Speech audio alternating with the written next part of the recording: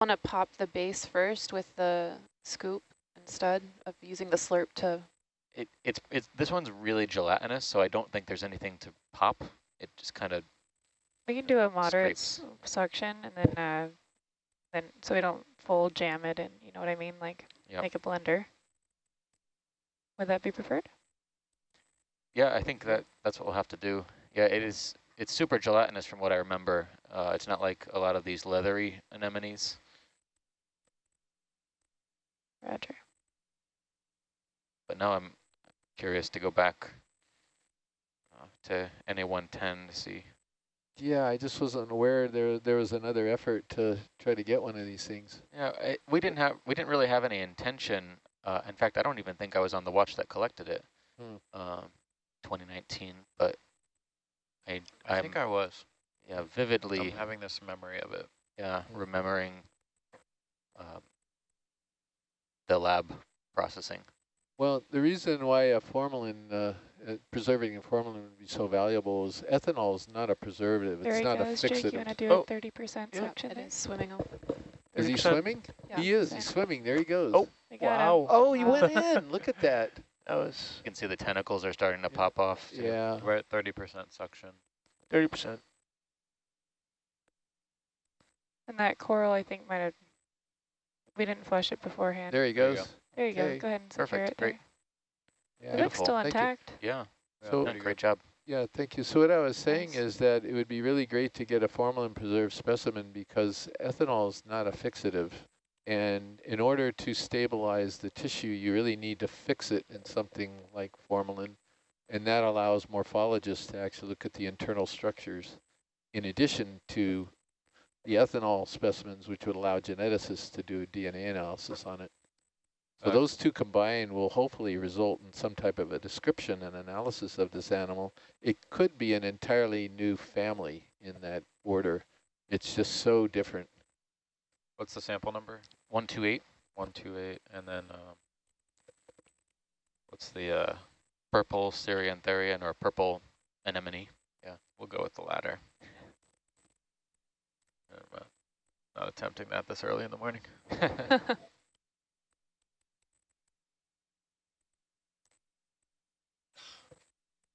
That'll be a cool one. Well, that's a good start. All right. Yeah. Okay, we want to keep moving up the slope and see what we got. I'll call in a move, unless you want to ascend first. Which jar was that? One. Yeah.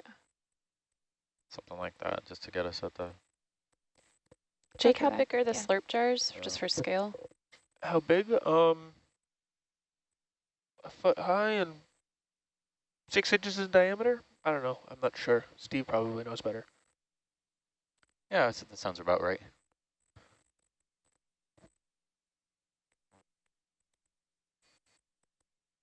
All right, so just about 10 minutes onto the seafloor of Euphemia seamount, and we have sampled an unidentified Syriantherian or anemone.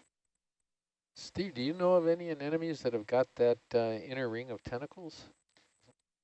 I don't know of any either. Yeah. But there I are have to some admit, though, there are some hydrozoans that have it, so I'm assuming it's going to be one or the other group that it belongs in. Anyway, very, very interesting specimen. So. The move is 165, and I think it'll get us... Where is your heading? Yeah, 225. 165. Yeah, it'll get us like up a little bit, but also not directly.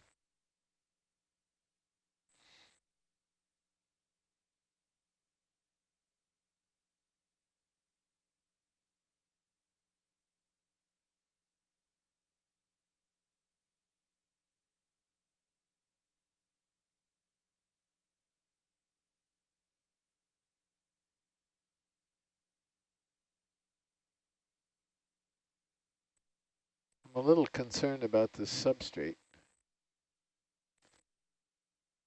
These could be pillowy or basalt, but it's not really clear. I can't say that I've seen a very clear example of pillow lava yet. And looking at the topography in the multi-beam map, there is a possibility that the top of the seamount did have some, at least a small carbonate cap to it.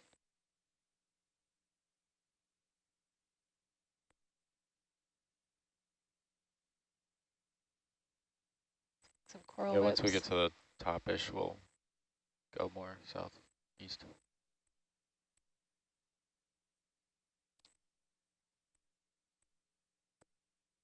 Whoa.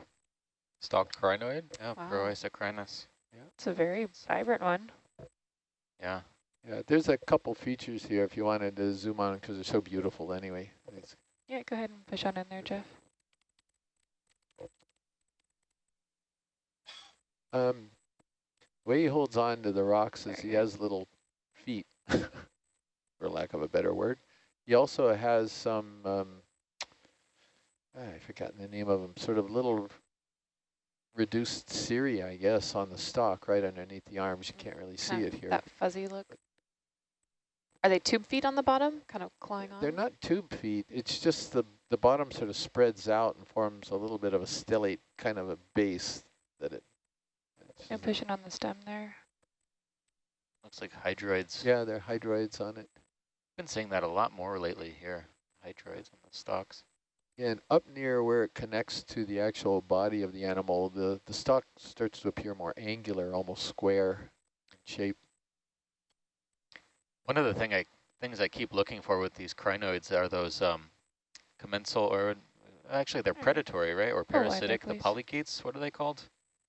They look really bizarre. The polychaetes that are on the pinnules of the, trying to remember what the name of those are. I don't either. Yeah, I've but there's forgotten like my terminology. blew my mind. Yeah. I think we saw them on EX1705 in the Line Islands.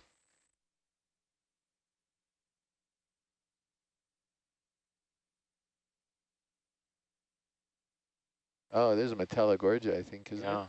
Yep. So saw a couple yesterday. I haven't seen them before yesterday's dive. Yeah, same. I noticed them when I was watching another, from the lounge from another watch was going on.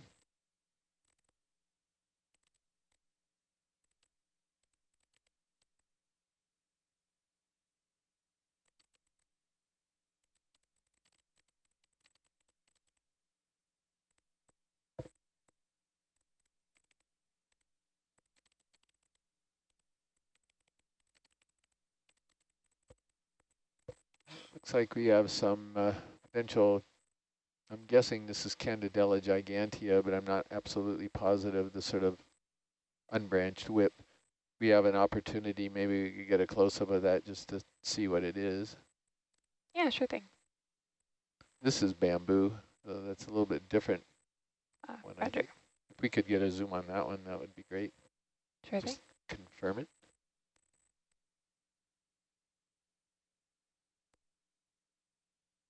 Go ahead and push on in there for a quick zoom there.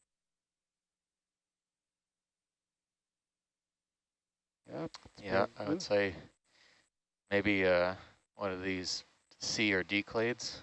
Not sure.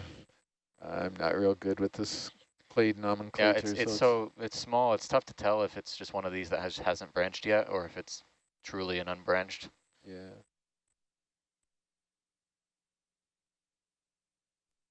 Is the clade nomenclature newer? Is it what? Oh, Is the clade nomenclature newer? Yeah, so we've been using these clades, or actually it's been developed by two of our colleagues, Les Watling at UH Manoa and Scott France at University of Louisiana Lafayette have been leading the charge on trying to refine the taxonomy of bamboo corals, and we've been using clades now for I would say probably at least 10 or 12 years. Just it's eventually these things will get species names and genus names, but it's what is that? So could we get a little tighter? I think it's one of these yellow kind of a little light, please. Yeah, it's, like what's the? See, I get totally lost in which clade with the So later. so I think this actually kind of looks like one of the S clades. S-clade. S1. I think you're right. Yeah. That's Push it. in a little bit. And S1 has the yellow yeah, wash sometimes. yeah, and sometimes they have sort of naked tips on the arms, and I kind of see a little bit of that going on. Yep. Yeah, they get quite big too. Yeah. Yeah, so I think this is the first S1 clade I've seen. I would agree. Yeah. Every time Oh, we've wide, zoomed please. in on one of these yellow ones, it was just because it was overgrown with zoanthids. It was actually not an S1. So thank you very much for that. We've got some stuff showing up here. Gonna have some animals on this dive for sure. Just gonna get caught up in front of Argus here, guys. Yeah, copy that. Now, the S1 is one of the few that I can pretty reliably tell because they usually have that yellow wash at the base. And I still don't know what it is, if it's something innate to the coral or it's some sort of association.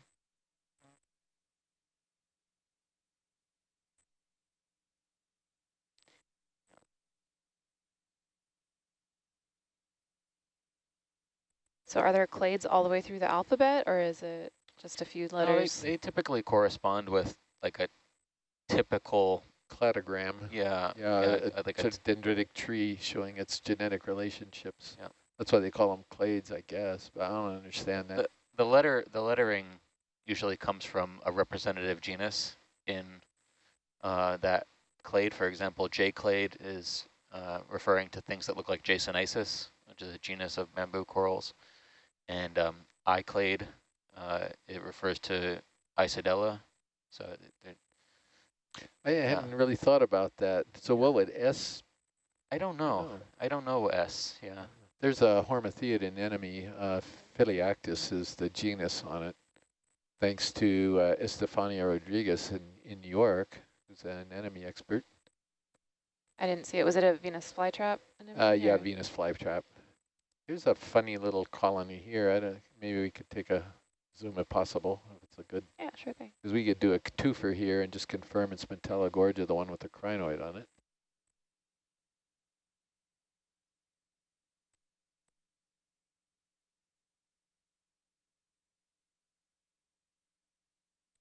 All right, Jeff, go ahead and go.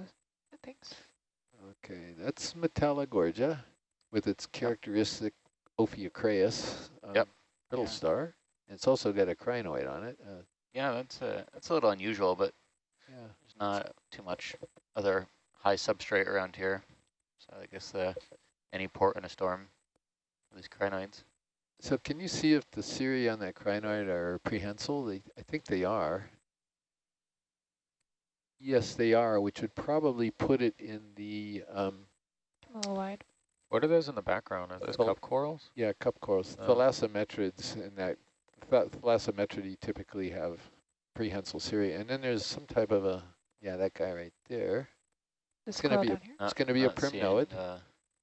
What Rennie was talking about there. Oh, I'm sorry. No, I was just looking for cup corals. I didn't see anything. Maybe we can zoom up in a minute and check. Yeah. There was one. I saw one behind the Metallogorgia. Yep. So do you guys want this coral here or the one behind? Yes, please. And then we'll get that cup coral right after that. Sure thing. Go ahead and push on in there, please. Then we're going to move again.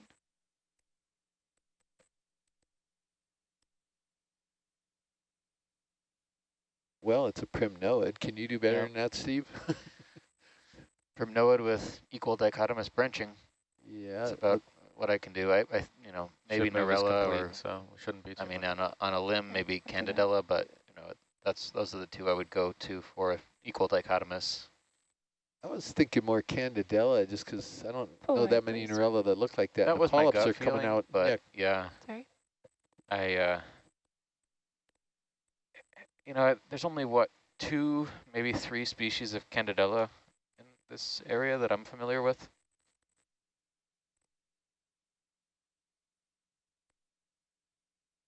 Candidella is easy to identify if the polyps are retracted, but...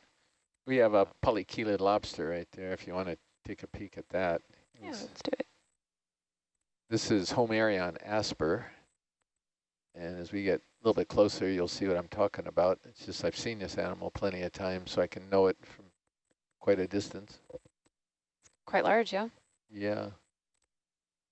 What was it called again? It's called Homerion asper, and it's Go ahead there, in Jeff. the family Polychelidae. It's a kind of ancestral lobster.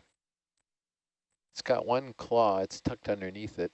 May have two. I'm trying to remember it. But beautiful animal, and they swim. How many lobsters do you know? This is not like a squat lobster. At least the juvenile phase will swim. Come up. Yep. Full wide, please. That's beautiful. Great. Thank you very much. Yep.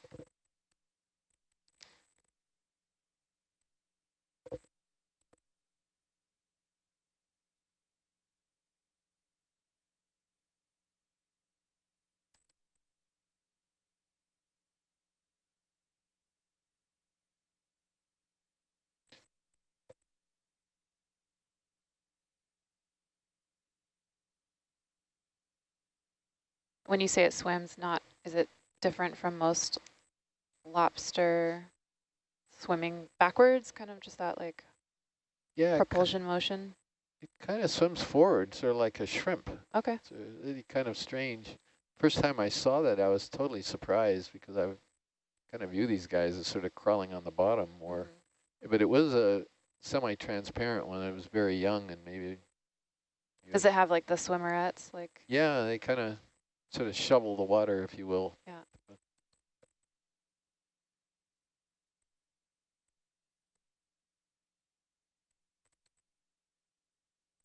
That supposedly is something that you could consider to be a living fossil. It's a very ancient group.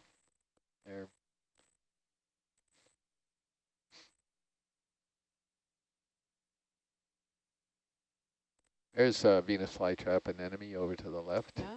He's sort of facing down in an odd posture. Wondering if they're hoping a little shrimp will just jump right into him. Yeah, I guess so. That's wishful thinking. It's like taking a bucket out to the pier and hoping a fish will jump into it. Not sure it works very well. Maybe it does here.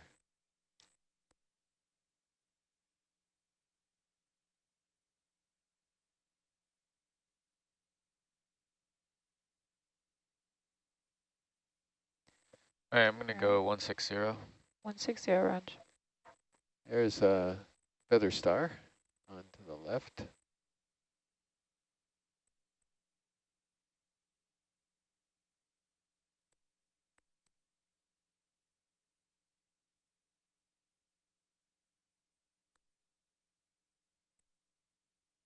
There's something on that rock might be kind of interesting. It could be one of these polyplecophrans, but that's a real guess. This little white thing right there.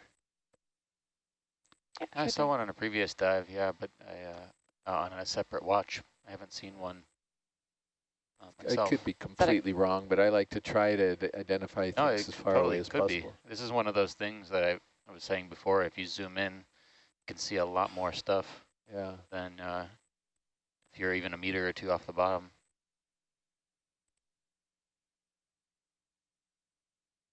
All right, Jeff, go ahead. Oh, a chitin. Yep.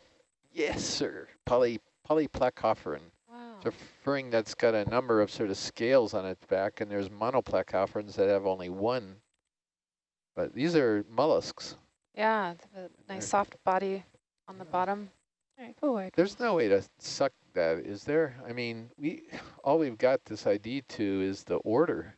We don't even have it to family. If you want it, I can stop the ship, but I'll have to do that now. Let's try it, because we never tried to Bridge collect now. one of these. Hold position. It's got maybe some of those grazing marks up there could be from this. You see how it has these Yeah, it has a tough tracks. radula, right, to scrape along. It basically scrapes the rock and consumes organic material or small invertebrates maybe. I think we should be all right. Roger. Some of these, I've always been keen on seeing these monoplecophrans we saw a bit further south. They're basically mollusks with a single shell. Imagine a clam, like half of a clam, but on the seafloor. Jake, you want to give it a Excuse me flash? just for a moment. I think that would be- I apologize, but there is one of these that's identified from the Northwest Hawaiian Islands, the Stenocemus, and that's a new ID, and I'm assuming that it must have been collected at some point in order to go that far on it. So should we not collect this one, Chris? Yeah, we better wait because we're trying to follow our permit thing. And if I suspect it's been collected here, at least here, then I don't really want to do that. As far as that Syrianthid was, the only other one that was collected was Line Islands. It's totally different location. Okay. Yeah, no worries. Yeah, thank you. Sorry for that. No, no worries. I'm still getting used to all these updates since I really was into this 3 years ago in the 2018 cruise, and a lot's happened. Things change quickly, yeah. See, this is what I was thinking of, but this is also Northwest Hawaiian Islands, and I don't know if that's just not... Polyplacophora, yeah, Yeah, but interesting. So you think it had, I guess we didn't really get a good view of the mantle there, but yeah, kind of a smooth mantle, 8 plates. Now, I know shallow water chitons will curl up kind of like a pill bug. Have you ever observed that in the deep water species? I haven't seen them because they're always sort of just flat against the rock, Yeah. you know, doing their feeding thing, I guess. They do curl up a bit, but it's not like Not a a full complete, yeah. And it's not a fast process, it's very slow.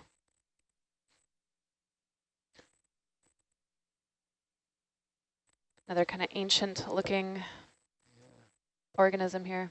I think it, isn't it, or I don't really know much about them. They could be quite ancient. Yeah, I think there's some very old fossils of chitons. Yeah, sure, because the hard parts would be well preserved, I guess, in the fossil record. I think they also look like other very unrelated organisms as well. At the base of that bamboo coral, maybe. Predator. Or oh, the sea star there? Is it a sea star? Yeah, it could be, no, you could be right. It could be a sea star working its way up. There's a brittle star bailing. See, that's what's falling off of it right now. Yeah, I think we got some predation there, by a sea star, probably a goniasterid by the look of it.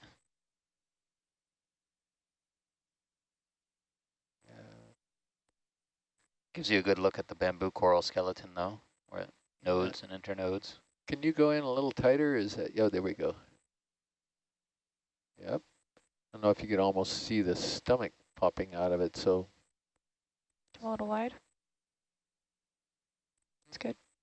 Yeah, thank you. So, unfortunately, the game's up for that coral. I mean, we don't know how long it'll take that sea star to work its way up to the top and clean off all that tissue, but the process has begun. There would be no reason for the sea star to stop, would there be? No. Oh, wide. We've seen some evidence for some pretty selective grazing on some colonies. From a cruise we had earlier this summer, one of the objectives was to better understand these predation dynamics on corals, and we collected a bunch of sea stars, we collected a bunch of other coral predators. And on many of the colonies we observed, sometimes you would see a portion of the colony was grazed, but the sea star would be in another portion of the colony. So it may just be that they graze portion and then they just get tired and they go back down and they might go up another branch. But it's not clear if they just stay there and just gorge themselves or if there's something more selective about it. I mean, certainly, you know, they could consume it all, but it's not, not really understood. I guess that might work. Would there be a dietary difference between different corals? I don't know. I imagine there would be different energetic demands. Yeah, to digesting something that has more more minerals, more calcium carbonate minerals, or even silica. In the case of glass sponges, which some sea stars have been known to graze on. Well, I wonder if we should just grab a rock here. There's a couple angular ones in there, maybe that black one right in the center. That may be too big, or if there's one that has a little more girth to it. I'm just, maybe even that one there. Thinking pretty positively about this, Chris. I can hold up. No, I am not feeling, this one here maybe. These do not, this does not look like basalt to me. I'm very concerned, although it's sort of pillowy over here on the right, but. So maybe no on the collection? No, we could collect one because we can get some others, but seems like a site where we could I think we need to know if we need to stop the ship or not. So. Let's stop the ship and let's try one. I stopped it, we're good. Because there could be some pillows to the right, as Steve has pointed out. It's just there's no obvious toothpastey type of pillows here that would tell us for sure that there's, how about this girthy one? There's an Andrea rock right there.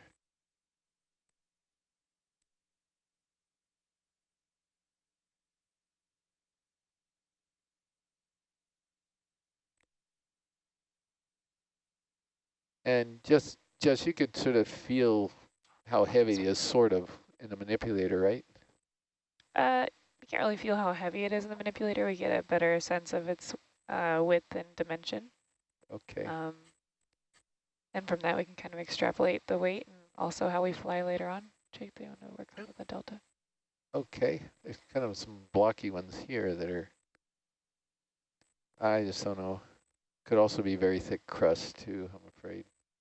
That one there is pretty large, the one that you just circled. We can look right here.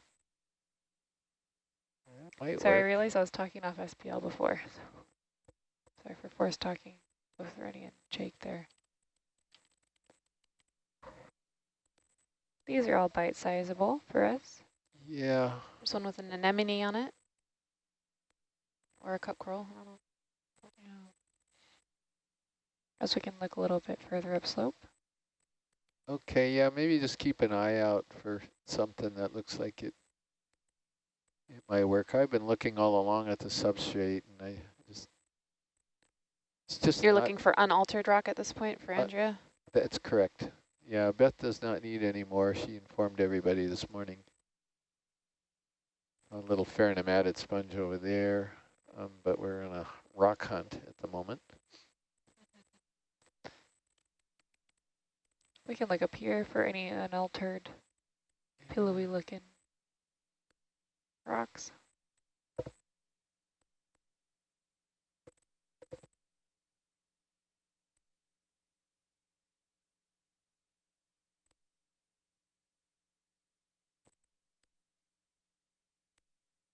Anything popping out to you guys, or else we can put another ship move in? Let's do another ship move, I guess. Once you've gotten down a little bit, these are real questionable. Yeah, roger. Thank you. Looks like we'll still go 160. 160, Raj. Got plenty of time today to grab a bunch of rocks. Sure, it'd be nice if we get a really clear area where we saw pillows for sure. Yeah, it looks pretty crusty. Yeah.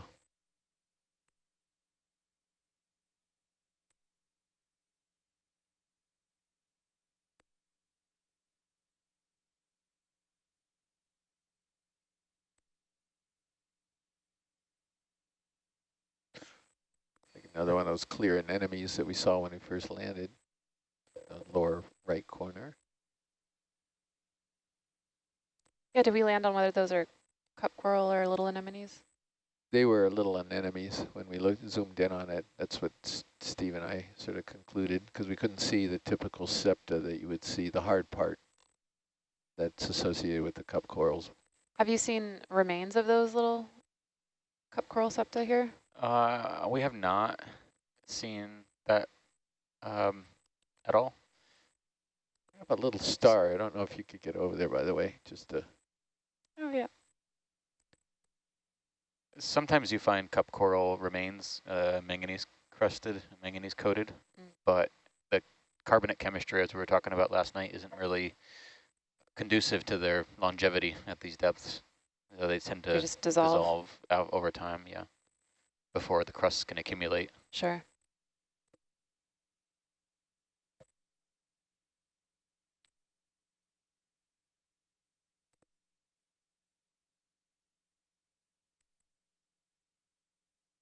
All right, go ahead and push on in there, please. Oh. This is Chiraster. Chiraster, yeah, that's what I was thinking. Good. Spines out the side of that ones, yeah. Chiraster. That's a name I haven't thought about for 3 years. That's beautiful, beautiful image one. A little madrepore. I only guess the sea center. stars if I'm absolutely certain I know the genus, because some of the goniasterids are pretty tough to tell apart, you know, the plates and the spines, and yeah, we don't have echinophone. Yeah, Nautilus. All right, I pull wide there, abused please. Chris Ma at the Smithsonian for a visit one time there. We went out to dinner and I bought him dinner, but he had to sit with me and go through every picture and tell me what exactly he's looking at. That sounds like a good deal. Yeah, it was a pretty good deal. It was worth the dinner. Sounds like what our team's doing with you about every day, Chris. Tell us, what was the sponge? Can I interest you in a buffet dinner? Yeah, sure. Maybe about 5 o'clock tonight would be fine. Yeah, that sounds good.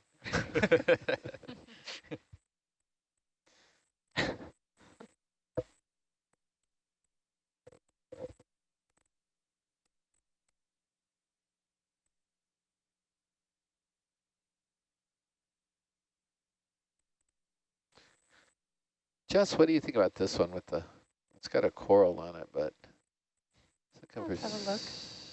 maybe have a look. Yeah, it could be glued in there too.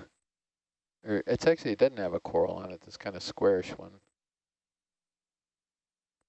Let's sit down and have a sneak peek. Okay. Let's meet a rock.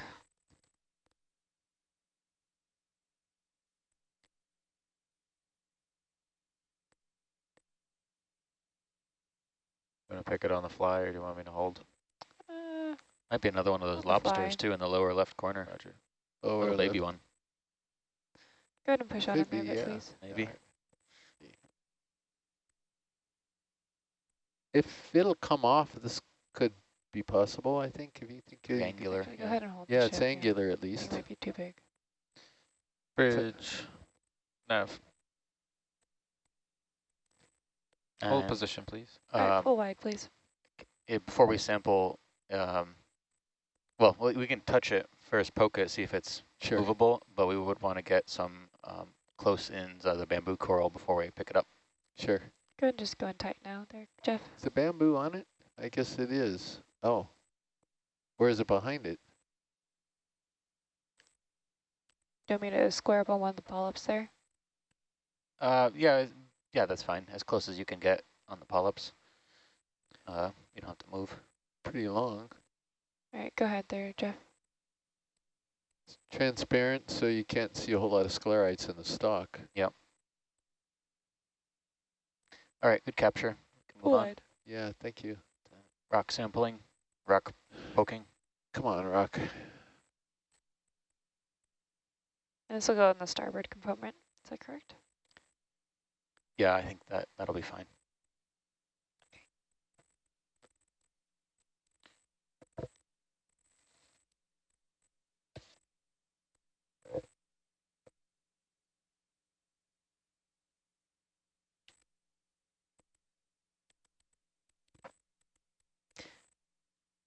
This is a question that I love tossing over to Beth. I'm excited to hear your answer, Chris, but what about this rock is attractive and what makes it less altered than an altered rock in your mind? Well, a lot of broken up basalt or pillow Good. lavas have Push out on angles, the sharp middle. angles on them. This has a very flat That's good surface there.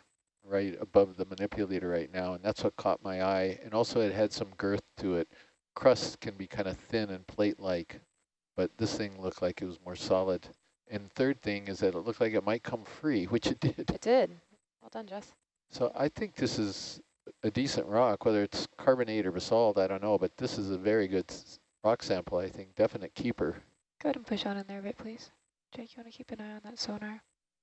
Yep. And we did wind up with a little unbranched bamboo coral here with it.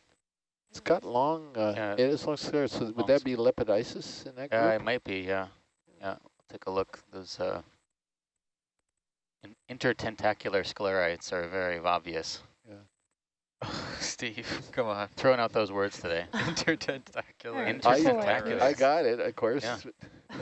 No, that's a real thing. I know it is a real thing. It's very descriptive. That's a great rock. Thank you.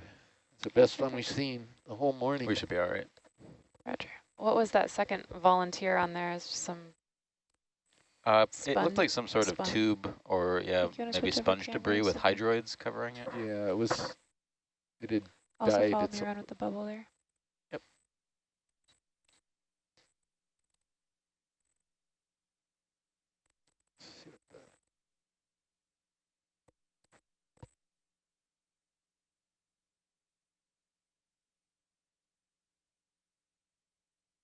Go ahead and open it up there. Well, So we know they're all empty, so that's good. Yeah, you're going to go in a small box? What do you Yeah. think? Yeah. Okay, Right. let's go for a small box. Pick your choice. Getting a view in channel 3 there is just deposits this first rock sample of our dive here on Euphemia seamount, excuse me. Maybe, maybe not.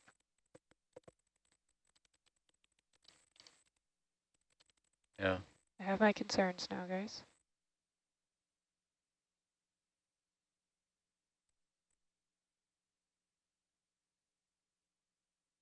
Well, we'll try it. I guess we're gonna go for a C here. See if we need to. Two. I don't See know if we it's need to going. not do that. Roger. Maybe. Oh, There you there it go. goes. There it Very goes. Perfect. nice. Yeah, I think we thank just you, lost Jess. a That was little- great. What was the number there, Steve? 129er. 129er. And that was rock with. May sound weird for a biologist, but I always feel better when we've got our first rock. All right. Yeah, really, it's really important. Can you say a little more about that? What was that? Can you say a little more? Why is it so important to get that rock? Yeah. Why is that? Why is it so important?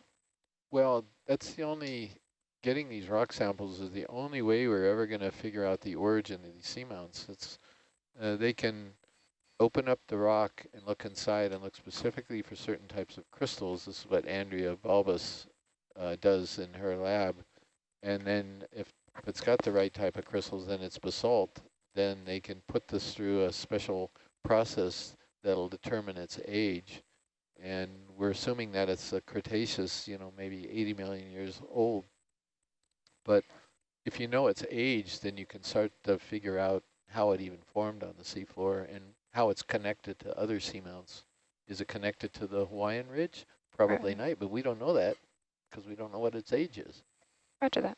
So, all right, Chris, we're gonna be back on the move unless you guys want to do anything else around here. no, I'm feeling content right now. Roger that. Sure.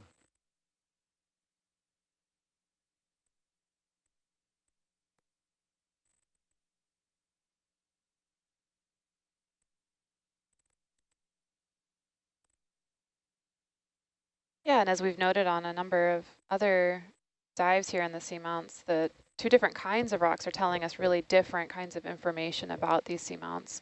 Those unaltered rocks telling us the age and a little bit of the origin of these seamounts, and then the altered rocks that have interacted with the water chemistry over millennia and the microbes in the water, in the sediment, telling us the story of the change over time.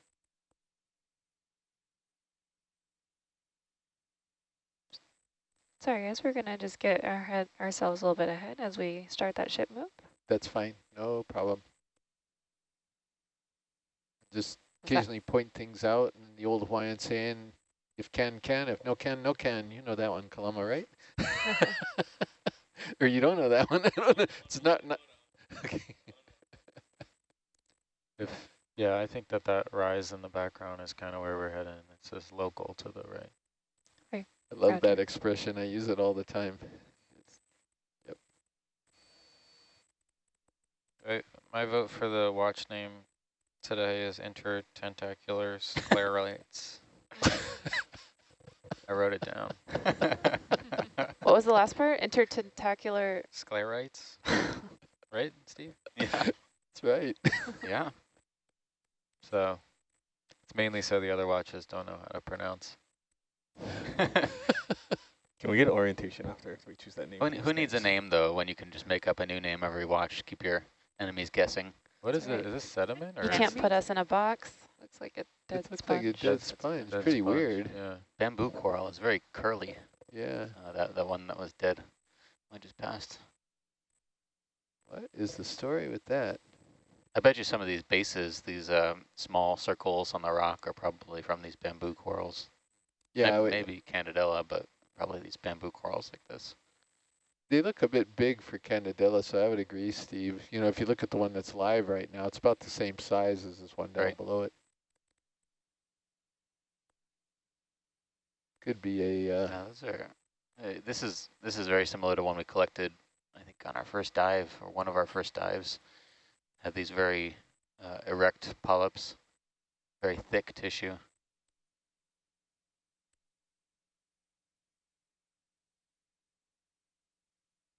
You can always tell it's tall when you can see that shadow down below.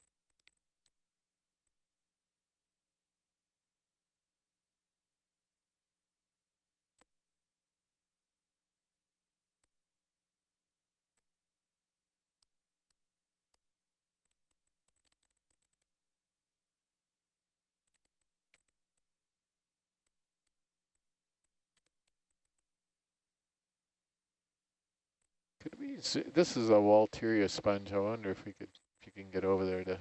No, it's not. It's a coral. Excuse me. What is that? It's a coral. It's probably looks like it could be a calyptrophore or something. Yeah, yeah. Looks like the Volturian is Yeah, here. we could on the look left. at we could take a look at this. It's dead. It's not in good shape, but means they're here.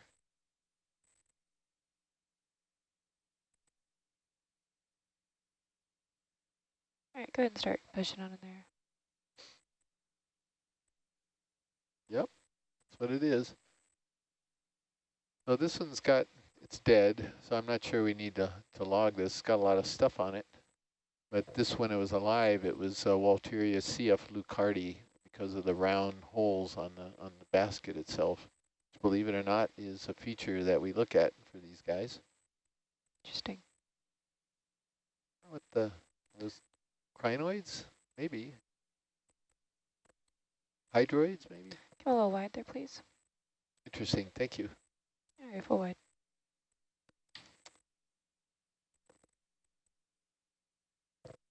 Oh, there's another one of those yellow bamboos. Escalade. Escalade, yeah. S1. This one, yeah.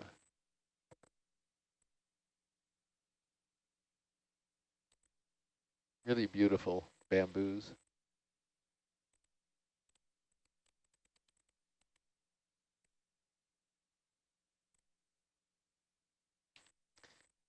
I actually have a copy of the guide to the clades of the Keratoisididae on my computer that I haven't looked at in a few days. See if this is still consistent with what we've been calling it.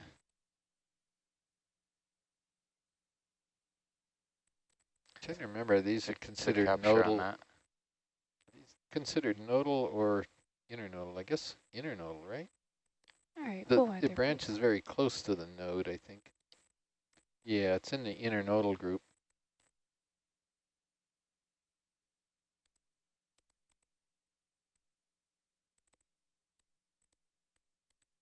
Well, that's the guy right there. S1 clade. Yep. Yeah, so S-clade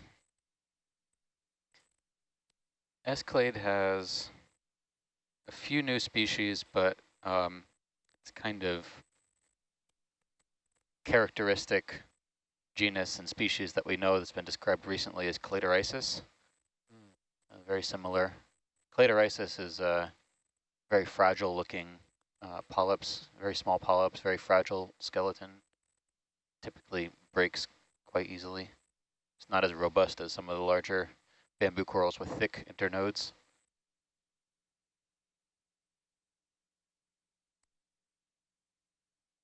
Interesting comment in the chat about argon dating. Oh, okay.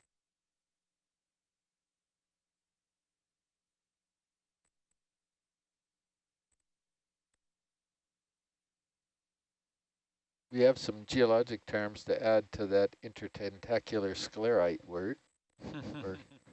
For 40 AR, 39 AR, which are isotopes of argon, for that type of dating, we usually look for feldspar or amphiboles, but biotite and ground mass can also be dated, anything that incorporates potassium into its structure.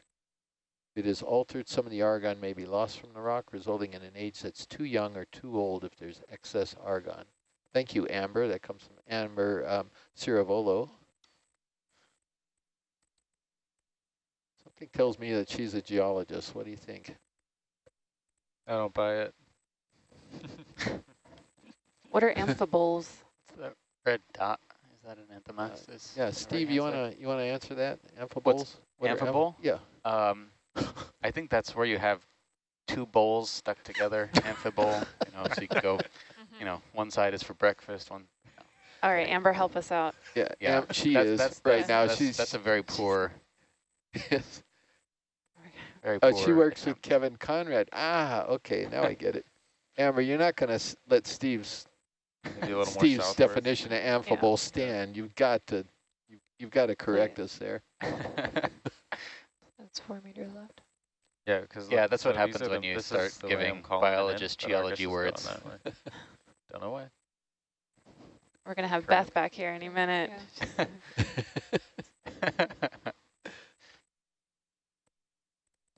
Keep the back row honest. Yeah. That would be good. Oh, she's going to leave us in suspense. Ooh, oh. Okay, we'll be in suspense. Amber, so I wouldn't mind your opinion here. What do you think we're looking at here? Are we looking at potential pillows here, or do you think it's carbonate? This is looking a little more pillowy right here, but I don't know. All morning I've been on the fence as to what type of rock we're looking at. These holes right here kind of look more carbonate-y, but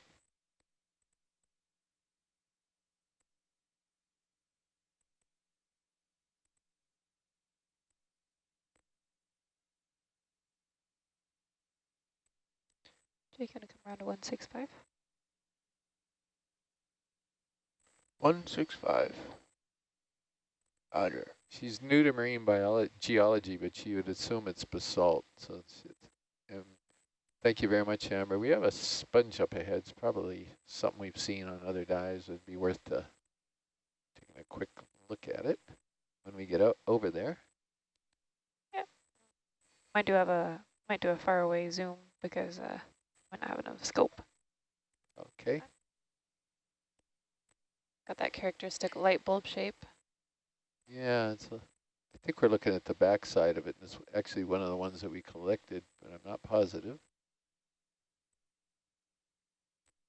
Pull 3 in above it too at 1 o'clock.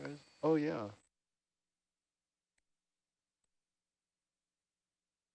Yeah, this is Poliopogon. It's got some of these red little maybe anemones or anthomastus next to them. Not sure. All right, Jeff. And there's a cup coral too. Yeah, this looks like the one we collected, and we currently are calling this Poliopogon species. Those are anemones. And to the lower right, there it is, the cup coral right down there. Let's see if I can circle it for you. Kind of has a long pedestal. Yeah, right there. To the right of the lasers. Go ahead and push on in, please. Ah. Very cool. Now that's a real cup coral. Yep. Oh, imposter cup corals here. Yeah, What do you call that calcium carbonate base? Yeah, that's so this branch, what's coming off the rock, it's glued to the rock and it secretes this calcium carbonate skeleton, but it's just a single polyp. So if you were to disturb it, it would suck into the to the calyx, the round part of the coral. All right. How far Go up away, the please. stalk does that hard part extend? Is it just the base, or is it up the stalk a little? Yeah, I mean it's pretty much all solid. The whole thing is solid. Yeah, the whole thing's solid. It's not flexible at all. Crinoid's seen better days. But if I had to take a guess, it's notoriously difficult to identify these, but if I had to take a guess, I would say probably Javania. Looks very similar to that. It's kind of long pedestal. But of course, really the only way to identify these cup corals is to sample them, to be certain. Couple of different big stars star. up ahead. Like Hipposteria, but we could take a look at it and check on it. Which one is that one? I think it's Hipposteria. Oh no, which sea stars? Oh, I'm There's sorry. a second one This on one, the the left. big one. That The one there. big one, roger. And then we'll get the other one too, because they're both really interesting, actually. It's like a sun star kind of. Yeah.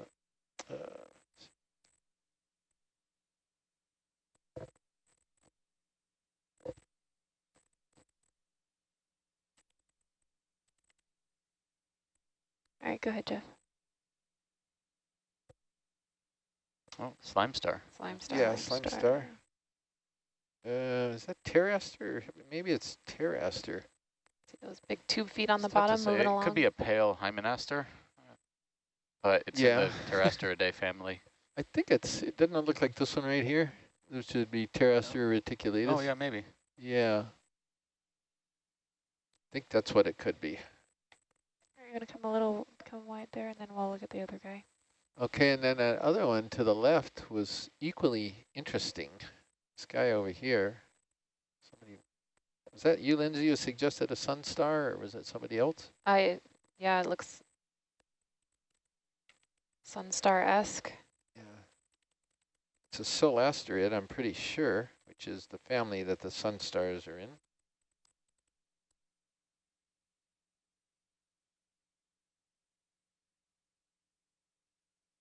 All right, go ahead and push on in there, please. Yeah, see here. Do what? It's this guy, and the fact of the matter is, we know it to family only. Steve, are you aware of anyone ever having collected one of these things? No, we don't often collect them, and I don't. Well, that's the ever guy. That's the guy, and that's what we got in the guide. yeah, that is. Yeah, 1504. Do you want me to stop the ship? Yes, please. It would be good to finally get a name to this guy. All right. I'm not sure how much farther it's going to go because we've been seeing so much kiting. So Okay, I roger don't. that. Yeah. So you can. Do you want me to? 6, 7, 8. Yeah, you want to look around. 6, 7, 8. Yeah. All right, full way, please. How big is? Oh, there's the lasers. Okay. 15, maybe. There you go. Something like that. 15. Thank you. It'll fit in one of the small bins, in the lab, so it's not Ready, too large. Stick lock favor. Maybe 15 centimeters diameter. You can see the tips curling up on the sea star. They typically have a lot of sensing on the very tips of their arms. This is going to go to the starboard compartment. Yeah, we'll probably put it in a separate compartment from the rock we collected. Roger. Could potentially put some other organism in there later with this star, but not a rock.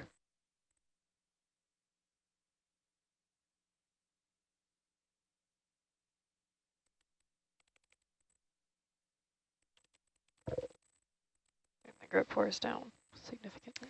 Yeah, so echinoderms are known for some of them are known for 5-part symmetry. But there are all kinds of other bilateral and radial symmetry here in this group as Push well. on in there, please, Jeff. It's pretty That's right aptly named a sun star. It sure looks like that, doesn't it? Jake, do you want to go ahead and pop out that starboard box now? Yep. So that we don't hold this guy as... There are some shallow water sun stars, sunflower stars that can grow up to 32 arms. Let's get there. Let me turn this down a bit more. I wonder what the arm tips are reacting to. It's probably not the light, it's probably the disturbance in the water, current change. They think they have chemosensory In the arm structures tips. on the arm tips, yeah. Yeah. So it could be trying to Some, figure out what the heck's going on here. yeah, trying to figure out which direction should it go to get away. So they could have quite strong tube feet, actually, especially if they have a chance to lock down.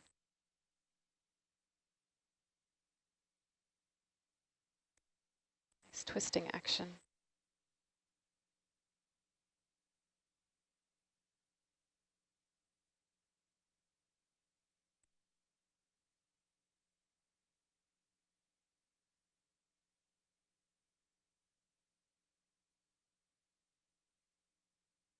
And the madreport on the top of a sea star is what's controlling the water action on those tube feet.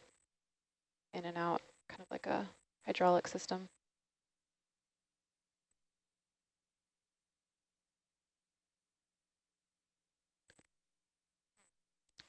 You know, I have seen an unusual collection of these things where you use the suction to actually put it right in the center of the disc and apply pressure, and it sticks sort of like a... Yeah, we've done that before. Yeah. Although that may be better. Looks like you've got a little space behind it now. Yep. You can work with. The only thing is that the suction doesn't go to the starboard bin there. Oh, Yeah, I we'd have see. to bring it forward. Well, we got those open forward boxes because Bess doesn't want any more rocks. Anyway, Would just you an guys option. prefer the forward bin? Yeah, maybe the forward box, that would be good. Your call. Yeah. Yeah. Ah, perfect. Nice grab. All right. Oh, Okay. Well, too delicate as a grab. We'll get a view of the mouth here. Well, if you guys want it full intact, we can also go the forward bin then. Your call, Chris. Go ahead and push on in a bit, please.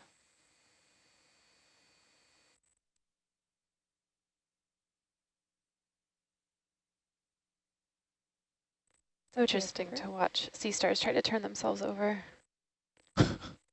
They do it eventually. They do eventually. This might take a while for this guy to do it. What's that? Oh, I think it's done. I think we're okay. Yeah. All right, this is going to do it. Watching it. Get the fingers perfectly between the arms. All right, we're going to hold it a little bit tighter now. Big Herc hug. Oh, yeah, little dance here. Okay, you want to follow me around on bubble there, please?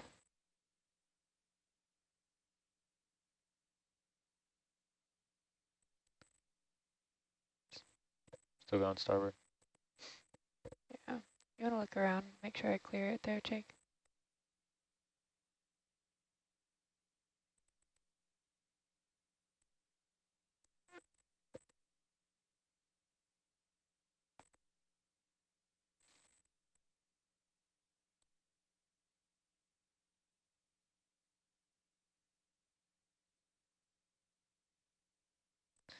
Which bin do you want this in, guys? Any of the small bins, I think is, yeah, fine, except C. Roger.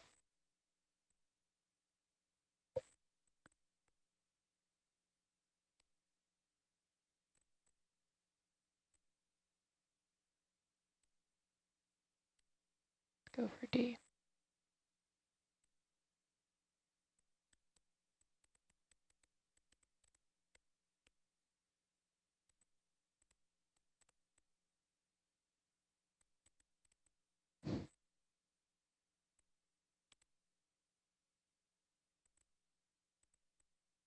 Okay, we're in there. Perfect. Oh, Way to go. starboard bio Great, delta. great job, Jess. Thanks, Nice job. I'll get an email probably before the day is out from Chris Ma because they post these pictures, and there are people out there who alert him when there's ever a good close-up or a collection of a sea star. Chris Ma is Dr. Ma, who works in the Smithsonian, and he's probably the world's authority on sea stars. Do you see the comment from Scott France here? Is that something? Scott's on. Okay. You're stuck over there. Was that in this view here? Squat little anemone on lower right of rock with big sea star. Yeah, Scott, we were seeing some weird little, by the way, welcome. And we were seeing some weird little anemones when we first got down. I think that was that. And Amber has corrected Steve on what an amphibole is. Yeah. Yeah. I think that's, wasn't that the same thing that we saw? I don't Now know it's just either. catching up on the southward. Amphiboles are minerals that are usually dark in color and can be found in